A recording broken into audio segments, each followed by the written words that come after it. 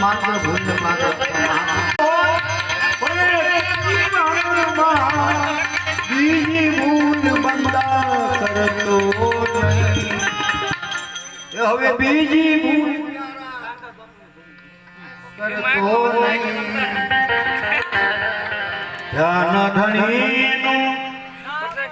ધ્યાન ધણીનું દરિલે બંદા કામ કપટન હવે ઘર.